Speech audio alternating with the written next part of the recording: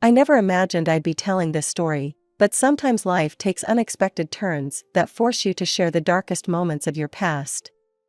I'm Julia, and until recently, I lived what many would consider a dream life. My husband Max and I owned a beautiful house. The kind with a wraparound porch and windows that caught the sunset just right. I loved my job as a college science teacher. There was something deeply satisfying about watching young minds grasp complex concepts for the first time. Max would often tease me about how animated I'd get when talking about my students' breakthroughs. He'd say, "Jules, your eyes light up more talking about chemical reactions than they do when you look at me." Max was successful in his own right. He owned a real estate agency that had grown impressively over the years. He had a natural talent for the business, understanding both properties and people in a way that made him stand out in the industry. "It's simple," he'd say. "Just treat people the way you'd want to be treated." If only everyone in our lives shared that philosophy. Our family circle was relatively small. My father, a lawyer, lived in another state, which meant our visits were limited to major holidays and the occasional long weekend. On Max's side, there was his father Jack, also a lawyer, and his sister Daisy. And Daisy, well, she was something else entirely. I remember the first time I met her. She swept into the restaurant where Max had arranged our introduction, designer handbag swinging from her arm, fresh from finalizing her second divorce. "Another one bites the dust," she'd announced, laughing as she ordered the most expensive wine on the menu. "But don't worry, sweetie, he's paying for it all." That was Daisy's approach to life: marry rich, divorce richer. She managed to do it 3 times, each marriage more lucrative than the last. Well, almost. The first 2 divorces left her with hefty alimony payments, which she burned through in record time. Designer clothes, exotic vacations, spa treatments, nothing was too expensive for Daisy. "Life's too short to count pennies," she'd say, swiping a credit card that was probably already maxed out. But her third marriage? That's where her luck ran out. Her husband was smarter than the others, or at least had better lawyers. He had her sign a prenuptial agreement that she probably didn't even read. When that marriage ended, Daisy was left with nothing but her expensive tastes and an empty bank account. That's when Max stepped in.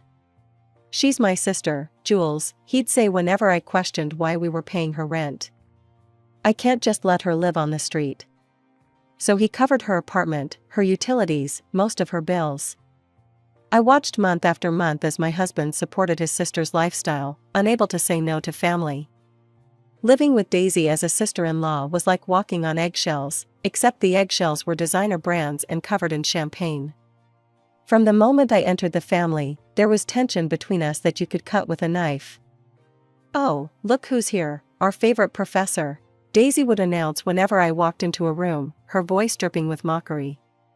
"Coming to teach us all how to live properly?"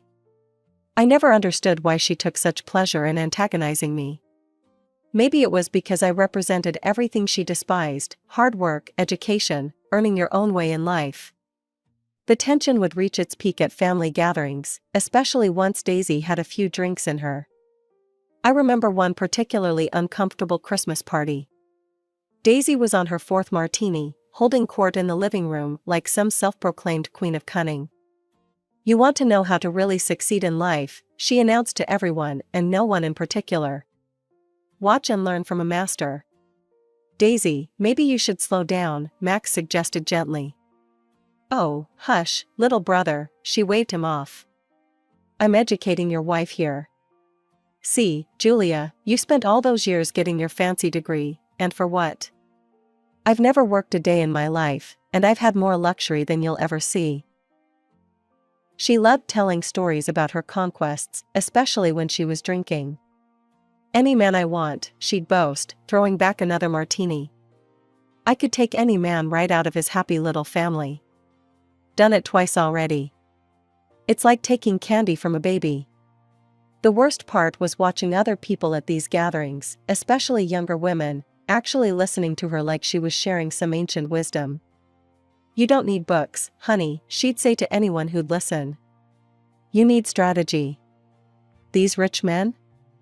They're all the same. Wave a pretty face at them, and they'll forget their own names. Looking back, I should have seen the warning signs in how she talked about manipulation like it was an art form. Remember me in my 20s, Max, she'd often reminisce. I had them all wrapped around my finger. One smile, and their wallets would open like magic. The thing is, she wasn't lying about her past beauty. I'd seen the old photos. Daisy in her prime was stunning. The kind of beauty that turned heads and stopped conversations. She'd weaponized it early, learned to use it like a master craftsman uses their tools. I chose to deal with her the only way I knew how, with distance. When she'd start her usual routine about how education was for suckers and how she was smarter than all the working people combined, I'd simply excuse myself from the room. No confrontations, no lectures, no attempts to change her mind. What would have been the point? Running away again, Julia, she'd call after me sometimes. Don't you want to hear about how real women get ahead in life? Max would try to smooth things over, always playing the peacekeeper. She's just joking, Jules, he'd say. You know how she gets when she's had a few drinks. But I knew better. Daisy wasn't joking. That Wednesday started like any other. I was grading papers in the living room while Daisy had dropped by unannounced, as usual, complaining about her latest dating disaster. I'm telling you, Julia, the quality of rich men in this city has really gone downhill, she was saying when my phone rang. The hospital's number flashing on my screen made my heart stop. Mrs. Harrison, the voice on the other end was professionally detached. This is Memorial Hospital. Your husband has been in an accident. I don't remember dropping my phone. I just remember Daisy's face changing as she watched my reaction. For once, her usual smirk was gone, replaced by what looked like genuine concern. What is it? What happened to Max? She demanded, grabbing my arm. Hospital, accident, was all I could manage to say. I'm driving, Daisy announced, snatching her car keys. The ride to the hospital was a blur. I kept catching glimpses of Daisy's face in the rearview mirror. She looked agitated, her hands gripping the steering wheel so tight her knuckles were white. The emergency room was chaos, people rushing everywhere, phones ringing, monitors beeping. We ran to the reception desk, both of us talking over each other until the nurse held up her hand to stop us. Mrs. Harrison, she asked, looking at me with those eyes, those terrible, sympathetic eyes that medical staff get when they're about to destroy your world. Please, come with me. The words that followed didn't seem real. Everything possible, massive internal injuries, didn't make it. Each phrase was like a physical blow, knocking the air from my lungs. I stood there, frozen, until a clipboard was pushed into my hands. Forms. Always forms. Even when your world is ending, there are forms to fill out. Daisy, I managed to say, my voice sounding strange and distant to my own ears. Could you get Max's things from the administrator? I need to sign these. She nodded, squeezing my arm before heading down the hallway. I spent the next 15 minutes mechanically signing papers, my signature becoming less recognizable with each page. When I finally finished and went to find Daisy, I spotted her in a quiet corner of the waiting room. Something about her movements made me stop. She was hunched over Max's personal effects, but this wasn't the behavior of a grieving sister. Her movements were quick, furtive, like a thief. I instinctively stepped behind a corner, watching as she rifled through my dead husband's wallet. My blood ran cold as I saw her pull out his bank card, glance around nervously, and slip it into her designer handbag. This wasn't just another example of Daisy's moral flexibility, this was something darker, something unforgivable. Standing there in that sterile hospital corridor, watching her tuck away that stolen piece of plastic with practiced ease, I realized I was seeing the real Daisy for the first time. The pieces suddenly clicked into place in my mind. Max's habit of using his father's birthday for all his passwords and pins, a detail Daisy had mocked him about countless times over the years. Really, Max, she'd teased at his last birthday party, watching him punch in the code to his new phone. Still using Dad's birthday for everything? You're so predictable. Now that predictable habit was exactly what she was counting on. My mind raced with the implications of what I'd just witnessed. But I couldn't act rashly, not with something this serious. I needed legal advice, and I knew exactly who to ask. Taking a deep breath to steady myself, I stepped out from my hiding place and approached Daisy as if I hadn't seen anything. "Ready to go?" I asked, proud of how steady I kept my voice. "Oh, Jules." Daisy jumped slightly, clutching her bag closer. Yes, let's get out of this awful place." The drive home was surreal. Daisy kept up a stream of apparently concerned chatter, occasionally wiping away tears that never quite seemed to reach her designer mascara. "I just can't believe he's gone," she kept saying. "My little brother, what am I going to do without him?" "What are you going to do without his money?" I wanted to scream. Instead, I gripped the steering wheel tighter and focused on breathing. As soon as we pulled into my driveway, Daisy's act began to crack. She barely made it through the front door before she started gathering her things. "I'm so sorry, Julia, but I have some really important things I need to take care of," she said, not quite meeting my eyes. "You understand, don't you? It's just, I need to process this in my own way." "I bet you do," I thought, watching her practically sprint to her car. The screech of her tires on the pavement had barely faded when I grabbed my phone and dialed Jack's number. "Julia," his familiar voice answered on the second ring. "I just heard about Max." "I'm so sorry, I'm already packing to drive down." "Jack," I cut him off, my voice shaking. "Something happened at the hospital. Something you need to know about." I took a deep breath. "It's about Daisy." "What has she done now?" The weariness in his voice told me he was already expecting the worst. "I saw her steal Max's credit card. Right there in the hospital, just minutes after we found out he was." I couldn't finish the sentence. "She thinks she can use it because she knows his PIN." "Jack, I watched your daughter rob her own dead brother." The sound of Jack's heavy sigh through the phone seemed to fill my empty house. When he finally spoke, his voice carried the weight of years of disappointment. "Julia," he said slowly, "I've spent my entire career defending people in trouble, but I never thought my own daughter would." He paused, and I could hear him struggling to maintain his composure. "This time she's gone too far. Stealing from her own brother, and not just stealing, doing it while his body was barely cold." "I don't know what to do, Jack," I admitted, sinking into Max's favorite armchair. The leather still held his scent. "First, you need to understand something," Jack's lawyer voice took over. "Legally, you're Max's sole heir. Every account, every asset, it all belongs to you now. But this situation, it's more complicated than simple theft." I sat up straighter. "What do you mean?" "The card she took, it's a credit card, isn't it?" When I confirmed this, he continued, "That makes this much more serious.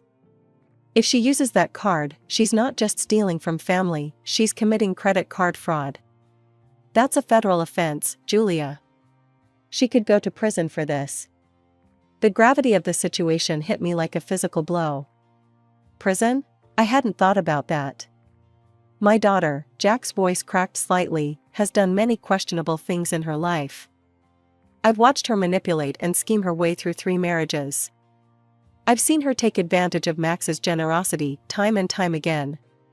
But this, stealing from her dead brother, she needs to learn a lesson. A real one this time." I twisted my wedding ring nervously. "What should we do?" "Here's what I propose," Jack said after a moment's thought. "We wait 2 weeks. Give her a chance to come to her senses. Maybe she'll realize what she's done. Maybe she'll return the card and beg for forgiveness. If she does that, we can handle this within the family. And if she doesn't? Then we go to the police," he said firmly. "I love my daughter, Julia, but sometimes love means letting people face the consequences of their actions. She's my child, but Max was my child too, and what she's done, it's unforgivable." We sat in silence for a moment, both lost in our thoughts. Finally, I asked, 2 weeks then?" 2 weeks, Jack confirmed. But Julia, knowing my daughter, I wouldn't hold my breath for a happy ending. She's never shown remorse before. I doubt she'll start now. The day of Max's funeral was surreal. The church was packed with people whose faces blurred together in my grief. I sat in the front row, numb, while a steady stream of mourners offered their condolences. But what really turned my stomach was Daisy's performance. She had dressed perfectly for the role of the grieving sister: black designer dress, tastefully smudged mascara, a delicate handkerchief that she dabbed at her eyes with theatrical precision. Every few minutes, she would break into fresh sobs, particularly when someone new arrived. "He was the best brother anyone could ask for," she wailed to a group of Max's business associates. "He always took care of me. Always looked out for his big sister. I don't know how I'll go on without him." I caught Jack's eye across the room. His jaw was clenched so tight I could see the muscles working beneath his skin. We both watched as Daisy worked the crowd, moving from group to group, sharing tearful stories about her beloved baby brother. "Remember when Max bought me my first car?" she sniffled to one of his old college friends. "That's just the kind of person he was, always giving, always generous." The irony of her words made me feel physically ill. Jack and I maintained our silence, playing our parts in this macabre theater. What choice did we have? We couldn't exactly cause a scene at Max's funeral. The following 2 weeks were the longest of my life. I tried to keep busy with work, but my mind kept drifting to that credit card. Part of me, the part that wanted to believe in basic human decency, hoped that Daisy wouldn't actually use it. Maybe she had just panicked at the hospital. Maybe she'd come to her senses. Maybe she'd return it with an apology. People can surprise you, I told myself late at night, alone in our too-big house.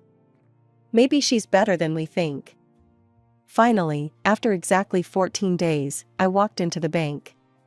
The teller's sympathetic smile as she pulled up the account made my heart sink even before she handed me the statement. My hand shook as I read through the transactions. $32,499 at Luxury Motors. $5,000 at Divine Aesthetics Plastic Surgery Consultation.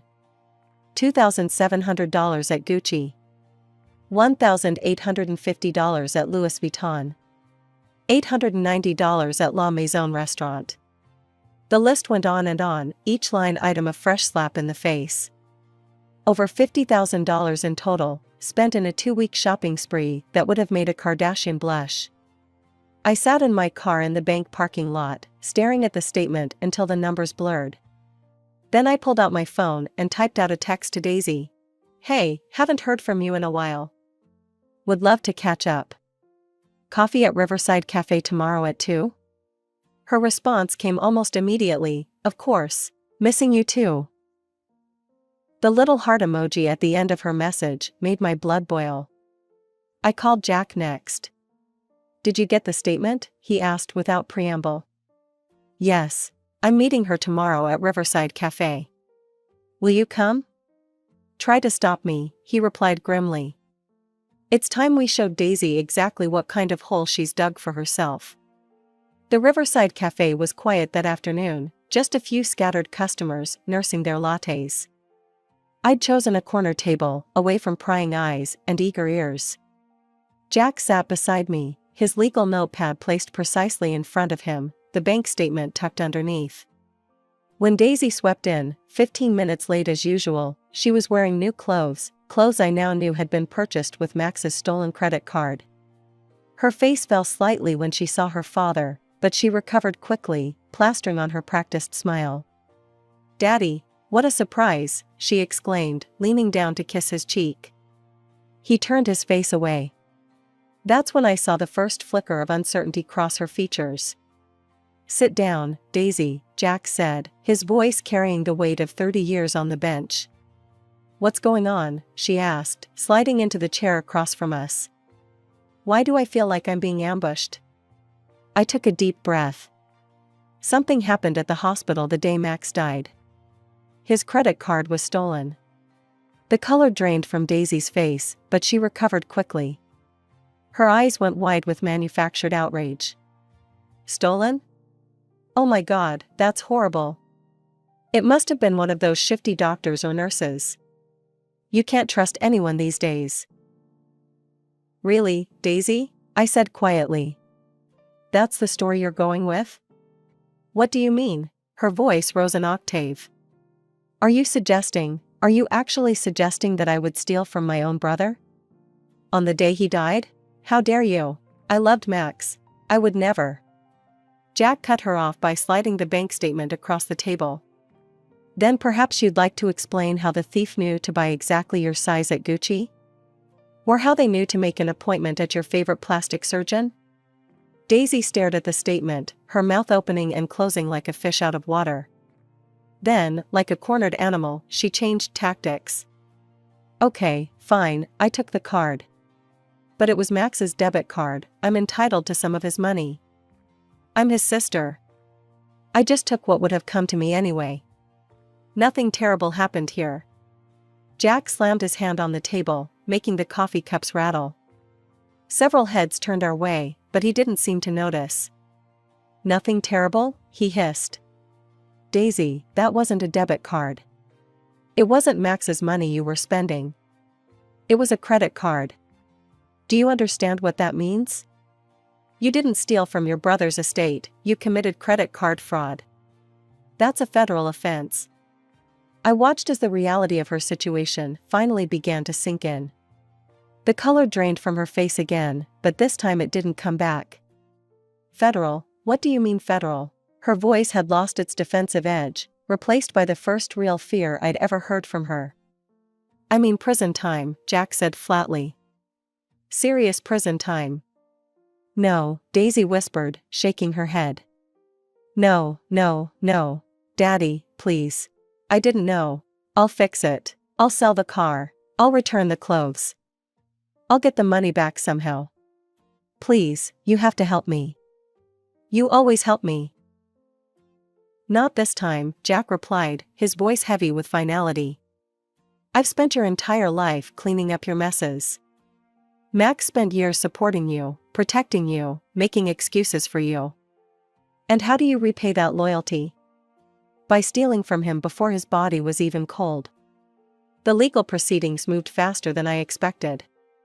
Within months of filing the police report and contacting the bank's fraud department, Daisy was standing in court, facing the consequences of her actions for the first time in her life. Gone were the designer clothes and perfectly styled hair. She looked small in her navy blue pantsuit, her face bare of makeup, as she stood before the judge. For once, her tears weren't part of an act. Your Honor, the prosecutor said, this wasn't a crime of necessity or desperation.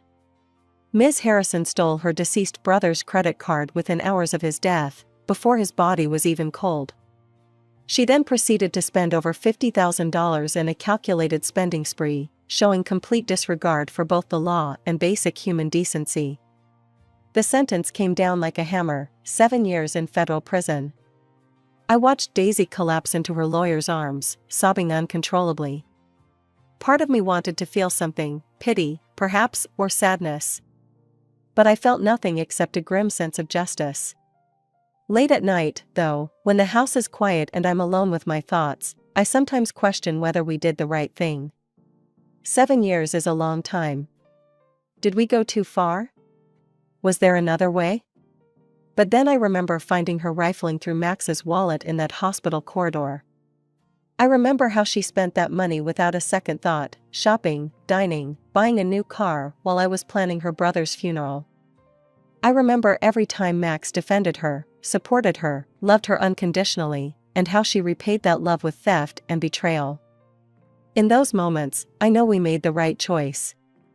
Some actions can't be excused, some bridges can't be rebuilt, some betrayals cut too deep to heal. Jack and I still meet regularly for Sunday brunches.